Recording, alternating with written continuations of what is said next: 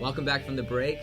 We're here at a Life Report, and I want to welcome Carla, who's the Executive Director here at Right to Life, Central California. Welcome, Carla. Hello. Glad to be here. Great. Awesome. Thank you so much. We're talking today about assisted suicide and this new law that's just been put on the books here in California. That's only been active since June 9th. Is that right? Yes, that's correct. And the name of it is End of Life Option Act. Now, tell us a little bit about what this is and why it's so important to us as pro-lifers. Yeah, and End of Life Act, also known as assisted suicide, became in effect June 9th in the state of California, and we are now the 5th state in the United States to adopt this act. And what it is it allows a patient to choose suicide, somebody that's been told that they have 6 months or less months to live, and then all they need to do is sign a piece of paper 48 hours prior to that date of when they want to take their own life, saying that they willfully want to take these lethal medications. So there was an option to opt out, and that was up until June 9th, until the law took effect. Tell us a little about that and who could do that and why you could opt out. Absolutely. All physicians and hospitals and clinics had the opportunity to opt out and not participate and not offer the service of assisted suicide at their facilities. There were several hospitals that were petitioned to opt out. Unfortunately, there were many that did not opt out of this act. So their facilities will be allowing patients this assisted suicide. Okay. And so now it's the responsibility of the patients and family members to be aware of what places do have this option, what places don't, what places maybe you should consider not going to. Because it might be a situation where maybe the doctors will maybe push it upon their patients, or maybe they won't. I don't know, but that can be a concern, right? Absolutely. Absolutely. All it takes is 2 doctors to approve this lethal drug being given to the patient where they physically take it themselves. 2 doctors, and they don't even have to be doctors that communicate. They don't even have to be doctors in the same facility. They can be, it doesn't even classify what type of doctor is approving this. Okay. So it doesn't even have to be your primary care physician or your oncologist if you're dying from something terminal. It doesn't even have to be the one that's associated with what you're terminally ill for. That can be very dangerous. Then you can have people seeking any doctor to just to sign off and approve it. And absolutely. And so we have a list of the 10 top 10 things we should know about the new law. Let's get a little bit into that. Absolutely. Number 1 is it does not require a mental evaluation before it's approved.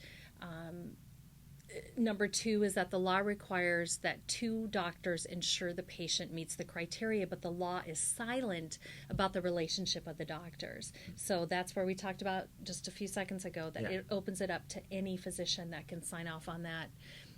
The third is that it doesn't specify what assessments the doctors use to determine that the patient is competent to make medical decisions. So it is a very broad statement allowing them to do that. Number 4 is that the law states that the person should not be unduly influenced to choose suicide, but no definition of what that means. Yeah. Which there could be for somebody that is terminally ill, a coercion that could take place, or maybe that person feels badly or they're not getting enough encouragement that their life does matter. The next is that all forms of documenting the patient's wishes are filled out by 1 doctor only. So it's a patient and a doctor at that time, and then it's submitted to the state. After that, the patient is already dead. So 1 doctor is informed at that end part with the patient. Yeah. And there's no other influence involved. It's just the patient and that 1 provider. Number 6 is that the law requires that the doctor meet alone with the patient, and based upon the word of a single doctor, the family can be excluded from the entire process.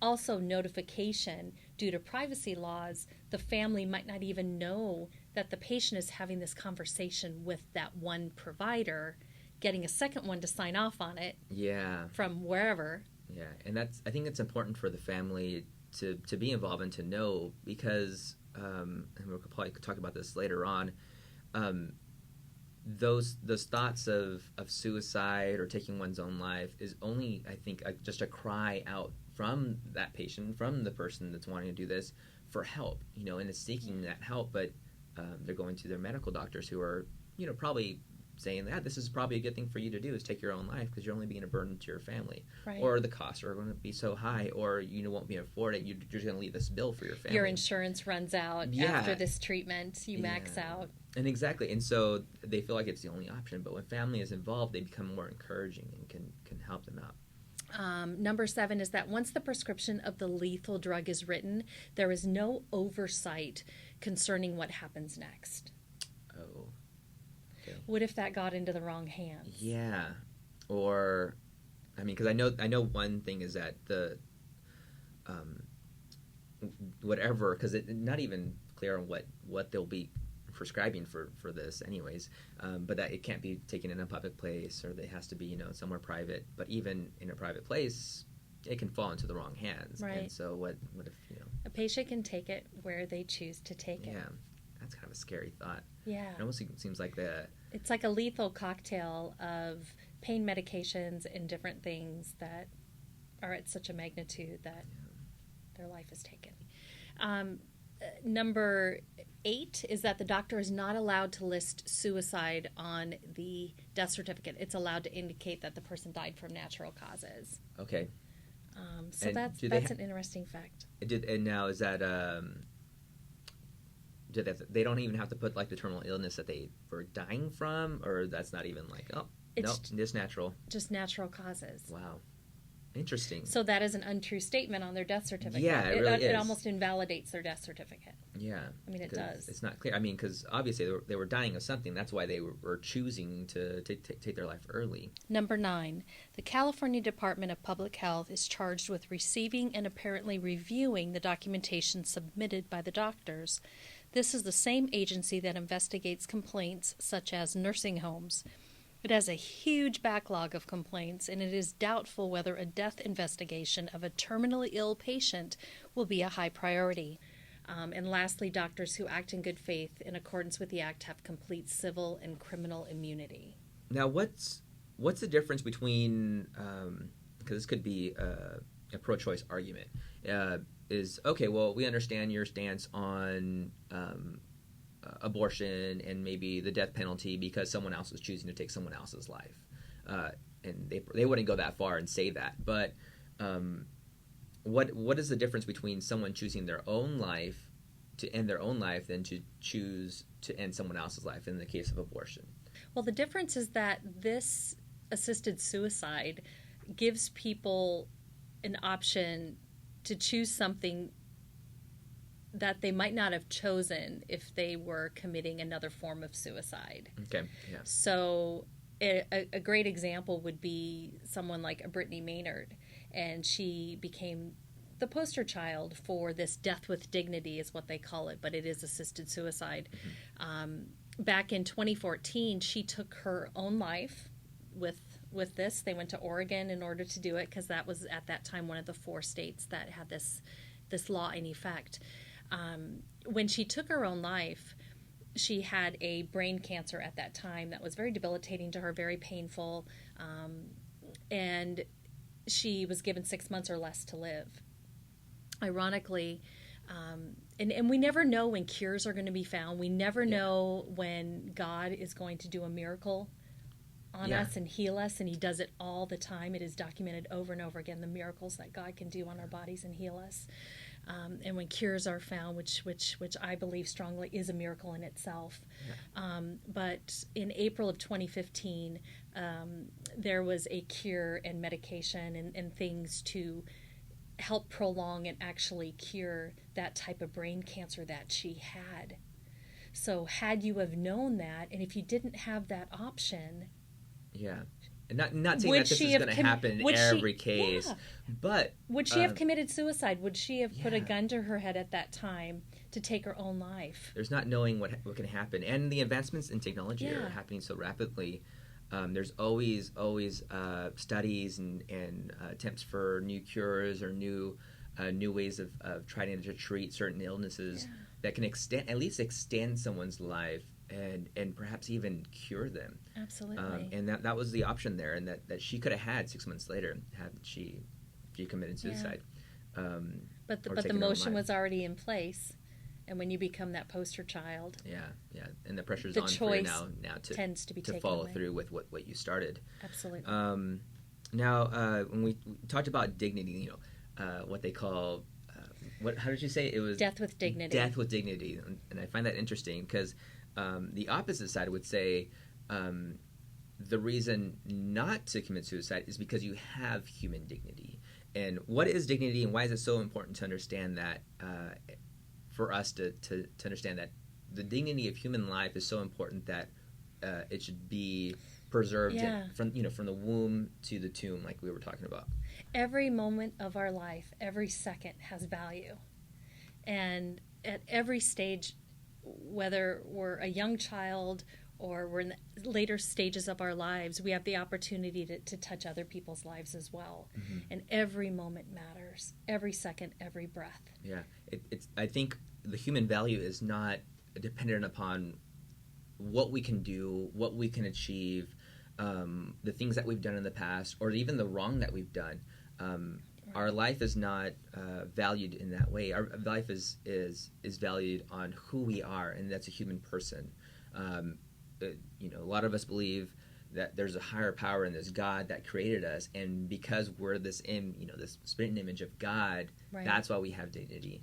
But even if you don't believe in a God, just knowing that you're human, there is a purpose in your life, and there's a reason that you're alive, and up to the last breath, into your last heartbeat, it is important to keep that and to keep that human dignity. The medical community has taken great lengths to help people die with dignity and without assisted suicide. There's hospice, and there's so many things available to patients that truly they can die with dignity and on the perfect natural death cause, and having that statement be true and correct. Yeah. And what peace that would give their family in knowing that they did truly die from natural causes. The regret and the aftermath, it goes hand in hand with womb to tomb. When somebody chooses to have an abortion, and when somebody chooses to take their own life through assisted suicide. Mm-hmm. I mean, at that moment, the regret and the ripple effects that are affected by that can create generational things down the road. It can create new cycles, and that's what assisted suicide is doing. It's like with abortion, it then becomes the norm, and it becomes the thing to do. Same thing with assisted suicide. It's going to be something, well, my grandmother did assisted suicide. She took her own life because she didn't want to be a burden to anybody. Yeah. That is not truth. That is a lie. Yeah, and it becomes this wicked cycle where we start another way to destroy our lives and destroy our society and destroy our humanity, because we belong to a much greater community than just ourselves. Now, and you were talking about there's all these other options to die with dignity. We were talking about the advancements in technology to cure someone or to help prolong their life. There's also been those advancements in pain management and in hospice care. Absolutely. To help people die a peaceful life without the pain, without the struggle, and yes, make it cost more, but a human life is beyond the dollar amount. I think the human life is priceless, and so even to the end of life, it doesn't matter what the cost is, but that we're living our life to the fullest and in a dignified Exactly. manner. So. And how many stories have we heard from people where they said, I went and saw my father. He was at his last dying moment, and he said this to me. Yeah. And that changed my life. Countless stories. So now my life is so much better because of that last moment I had with my dad. Yeah. It's something special. And I hear stories from even coworkers that I've had in the past, and their last memory is a special one. Yes, their mother or father or their loved one was maybe at the time in great pain because it's before all that pain management they've had, or even someone in the recent years where you can see them dying in peace. But there's something special being there in those last moments. Yeah. That you don't get with this is suicide. Exactly. Yeah. Well, thank you so much, Carla, for being here with me and discussing this very important topic. We're going to probably touch upon this topic later on as well in future episodes. Also, if we can thank Jennifer Warner, yes, who is a family and marriage therapist. She's the one that provided us with the top 10 things to know about this, and hopefully we'll have the chance to interview her in the future as well. She would love to be here. That's it for us here at Life Report. Thank you for watching,